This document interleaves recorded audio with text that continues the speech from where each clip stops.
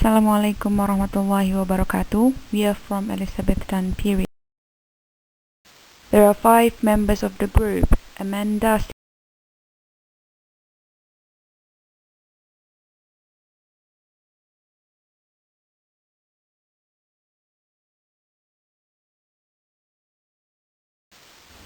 Hello, my name is Arina Nadia and I'm gonna tell you about the Renaissance period. The Renaissance was a fervent period of European cultural, artistic, political, and economic rebirth following the Middle Ages, generally described as taking place from the 14th century to the 17th century. The Renaissance promoted the rediscovery of classical philosophy, literature, and art. During the 14th century, a culture movement called Humanism began to gain momentum in Italy. During the Middle Ages, a period that took place between the fall of ancient Rome in 476 AD and the beginning of the 14th century, Europeans made few advances in science and art. Also known as the Dark Ages, the era is often branded as a time of war, ignorance, famine, and pandemics such as the Black Death. It is in their new focus on literary and historical texts that Renaissance scholars differed so markedly from the medieval scholars of the Renaissance of the 12th century, who had focused on studying Greek and Arabic works of natural sciences, philosophy, and mathematics rather than on such cultural texts. During the 14th century, a cultural movement called Humanism began to gain momentum in Italy. Among its many principles, Humanism promoted the idea that man was the center of his own universe, and people should embrace human achievements in education, classical arts, literature, and science. In 1450, the invention of the Gutenberg printing press allowed for improved communication throughout Europe and for ideas to spread more quickly. As a result of this advance in communication, little-known texts from early humanist authors such as those by Francesco Petrarch and Giovanni Boccaccio, which promoted the renewal of traditional Greek and Roman culture and values, were printed and distributed to the masses. Additionally, many scholars believe advances in international finance and trade impacted culture in Europe and set the stage for the Renaissance. In the Renaissance era, church authority replaced by science. Passive attitude changed with self-looking attitude. Characteristics: free, enthusiastic, individualistic, and realistic. During Elizabeth I, Renaissance spirit was extremely strong in England, signified by patriotism, religious toleration, social harmony, intellectual improvement, and high spirit. Drama mostly developed very quickly. For example, in Shakespeare, the most famous. The next topic will be delivered by Amanda. Hi, I'm Amanda Asti Raihanida. Now I'm gonna continue the material, and it's about poetry. So, the first point is Edmund Spenser, influenced by Chaucer.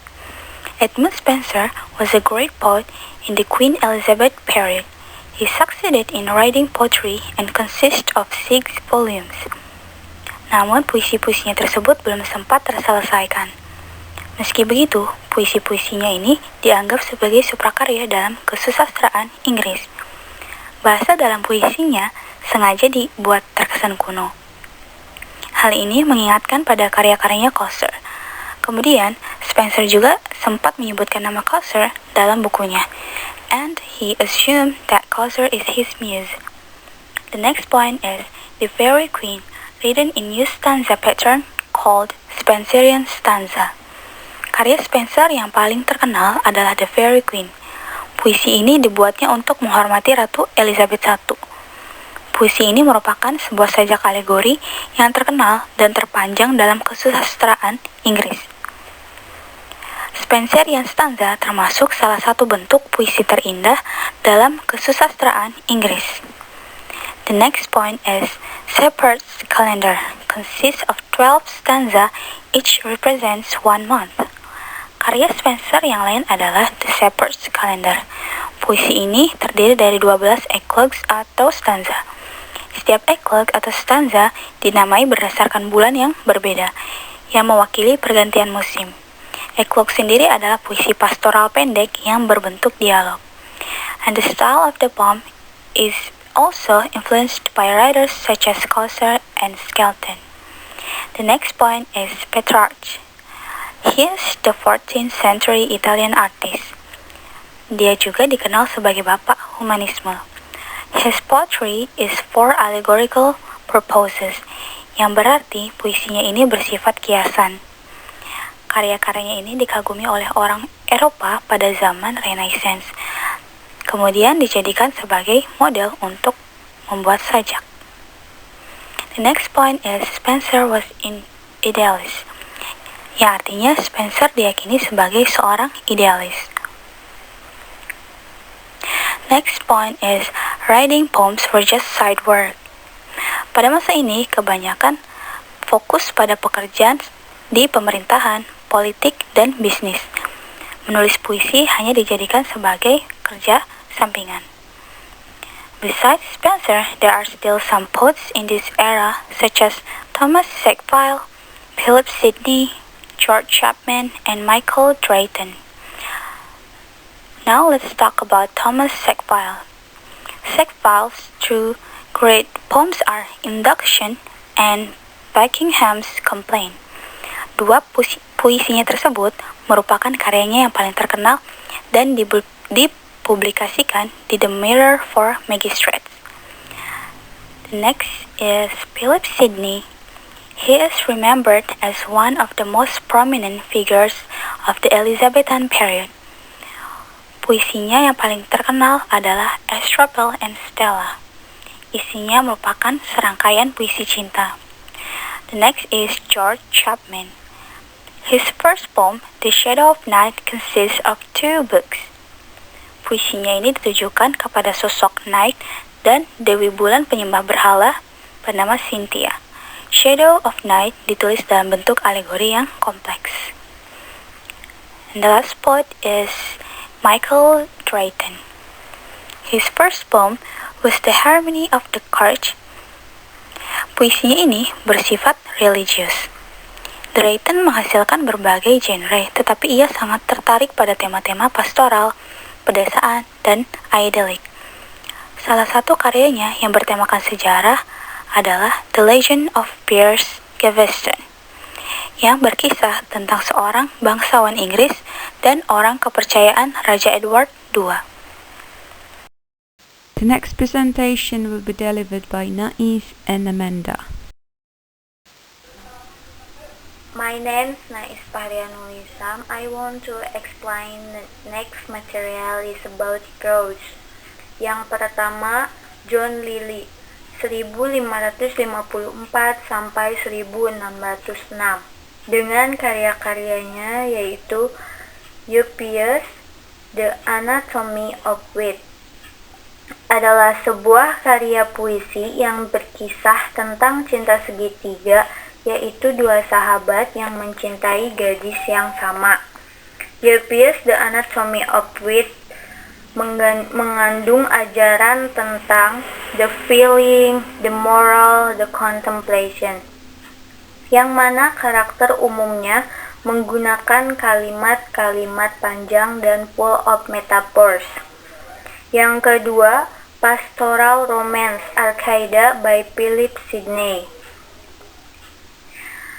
Philip Sidney was born from a rich family in England.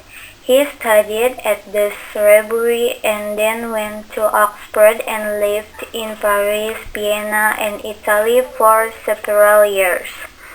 Karya-karyanya antara lain The Arcadia. Arcadia ini berbentuk pastoral romance yang merupakan kumpulan nyanyian dan soneta yang ditunjukkan kepada Lady Penelope de Ferruc dan Lady Rich. Yang ketiga, Picaresque Chronicle by Thomas Ness. Picaresque Chronicle adalah sebuah cerita yang berlawanan dengan pastoral romance baik dalam tema maupun gaya bahasanya. Picaresque Chronicle disebut pelopor novel gangster Novel macam ini berisi serangkaian petualangan yang dilakukan oleh orang-orang jahat. Ceritanya lebih realistis dan gaya bahasanya yang kasar dan sederhana meskipun masih menggunakan kalimat-kalimat yang panjang. Picarous sendiri berasal dari kata picaro yang artinya jahat. The story Picarous, the most famous, is The Unfortunate Travelers, The Life of Jack Wilton. Ada juga karya non-fiksi yaitu Apologia for Poetry. Apologia for Poetry is a literary criticism of the verse in English. Dalam karya ini, Philip masih menggunakan bahasa yang panjang dan berbelit karena pengaruh Europeism. Europeism sendiri adalah ekspresi yang digunakan pada kata yang mungkin dianggap kasar untuk didengarkan. Hi, I'm Amanda. I'm gonna continue the two last point of prose material. The point is, Francis Bacon is a philosopher, politician, judge, and artist. Bacon juga dikenal sebagai bapak prosa Inggris. Kualitas gaya dalam penulisan esai Bacon membuatnya terkenal. Dia tidak hanya meletakkan dasar esai, tetapi juga menciptakan gaya penulisan yang tepat. Beberapa gaya tulis Bacon adalah: yang pertama, short and concise synthesis.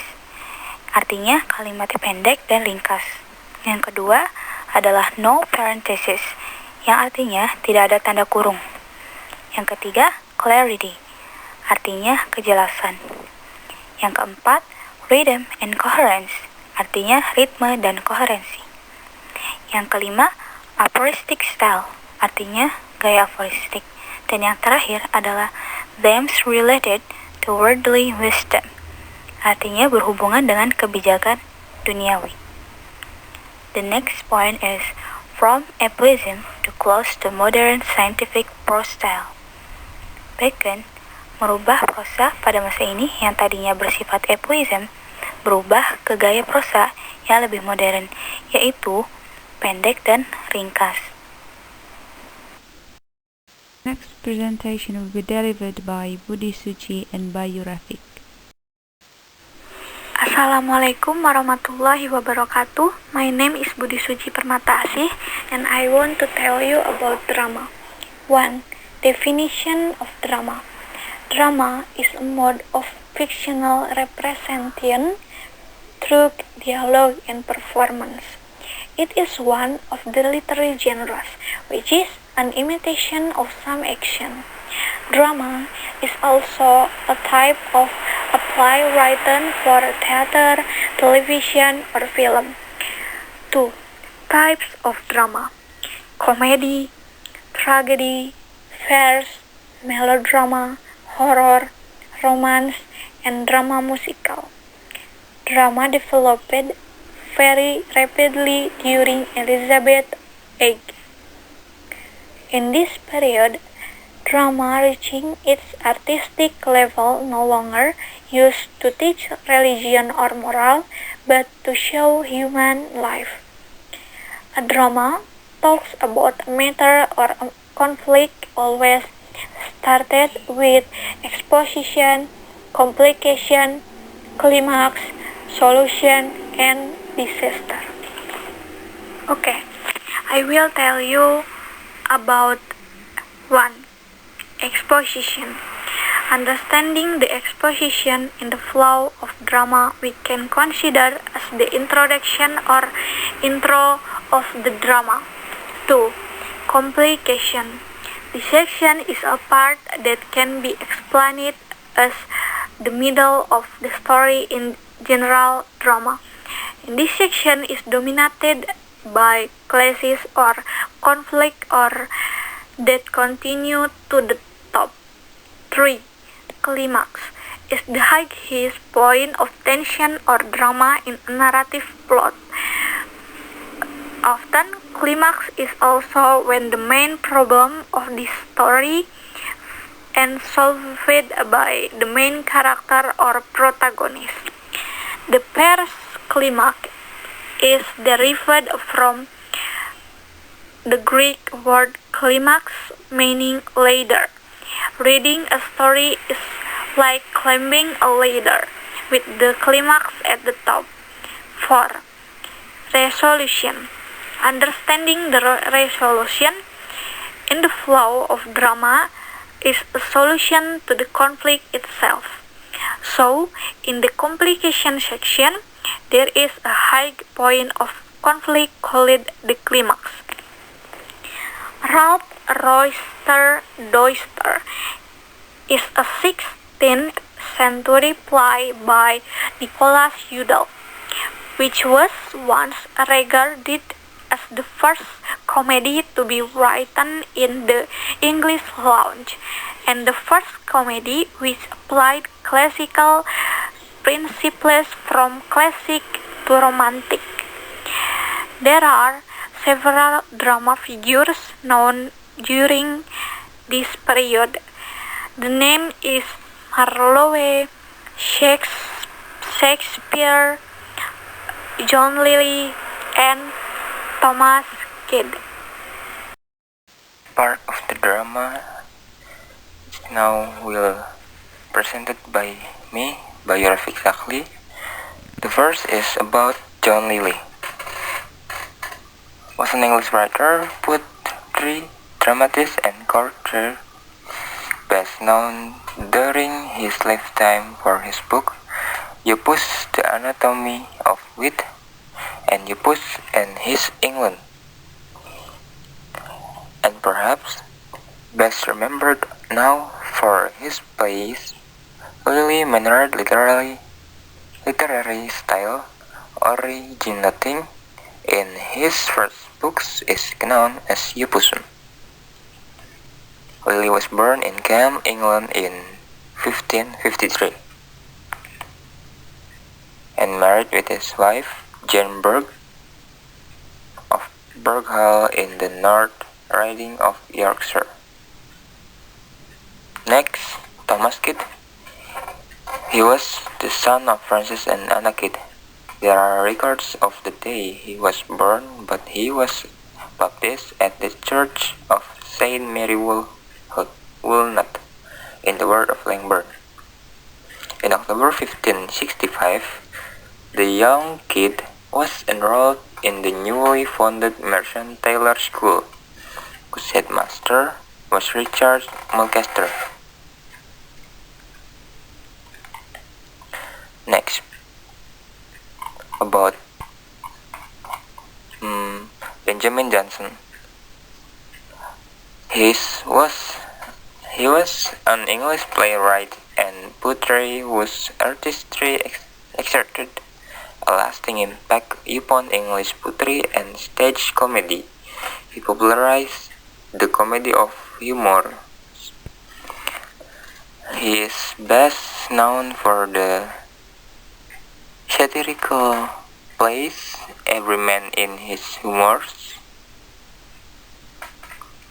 Volpone or the Fox at 16:6, The Alchemist at 16:10, and Bartholomew Fair at 16:14. And for his lyric and the epigrammatic poetry, he is generally regarded as the second most important English dramatist to William Shakespeare during the reign of James. Next, John Fletcher.